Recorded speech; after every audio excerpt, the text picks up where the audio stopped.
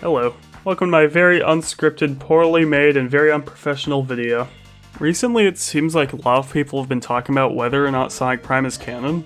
Well, that's a poor choice of words, since literally the creators of the show said it is canon. But people seem to have been talking about whether or not Sonic Prime should be considered canon, which makes sense because the show doesn't really feel like it's canon. One reason I think it doesn't really feel canon is, why is Knuckles there? Assuming this takes place before Sonic Frontiers, he should probably be at the Master Emerald guarding the thing. Yet Sonic Prime makes Green Hill out to be Knuckles' home, as well as everyone else's home. You could say this takes place after Sonic Frontiers, but then, if it does, why are all of Sonic's friends with Sonic at Green Hill? Didn't all of Sonic's friends in Sonic Frontiers basically say that they're gonna go on their own for a while? Oh yeah, I also think that the emphasis on Green Hill causes a lot of inconsistencies as well. There's a lot of locations in the Sonic universe, why are we only at Green Hill? Plus it seems like it's the character's home now, which doesn't really make any sense. Firstly, Tails. He has a workshop in Green Hill all of a sudden, even though he had a workshop in Sonic Adventure 1 at the Mystic Ruins, which I think is supposed to be his home? I'm not actually quite sure on that, but I'm pretty sure that's what it's supposed to be. It isn't directly said in any way that Big lives at Green Hill, but what would he be doing just walking around at Green Hill if he wasn't, living at Green Hill? I guess Amy could live in Green Hill since she's never really had a home in the canon. Or maybe she has, I'm not sure. I guess you could try to argue that Little Planet is Amy's home since she was just hanging out there in CD, but if that was the case, I don't think we would see Amy in very many games since, well, Little Planet only shows up like once every year or something. Actually, now that I think about it, Amy could possibly live in Station Square, since we see her carrying groceries in Sonic Adventure 1 there, and I don't think you would really travel anywhere to get groceries. It still isn't really confirmed in any way though, so again, could be wrong. I guess it could make sense for Sonic to live at Green Hill.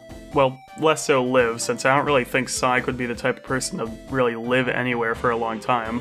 But I could see Green Hill being a spot Sonic likes to go back to a lot. It doesn't make sense for Knuckles to be at Green Hill so much, at all though, for reasons I already talked about earlier, him having a giant rock to guard. I just don't get this obsession with Green Hill. Sonic and his friends act like it's the only location that ever exists in the Sonic universe. It really does make the show not feel canon to the games at all. I think another reason a lot of people don't seem to think that this show fits within the game canon is that Sonic kind of acts different than he does in the games. For me personally though, I don't really think Sonic acts all that different, and I still quite liked his character. I think he just talks a bit too much sometimes. Actually, I think Sonic and Sonic Frontiers act much different than he does in Prime.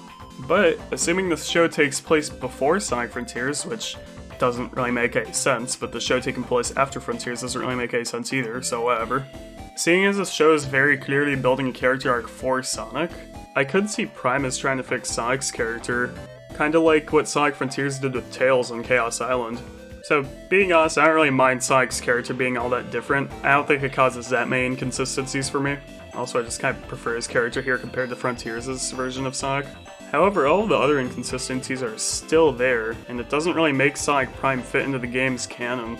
So, it'd make a lot more sense for Sonic Prime to just be its own canon, separated from the games, right?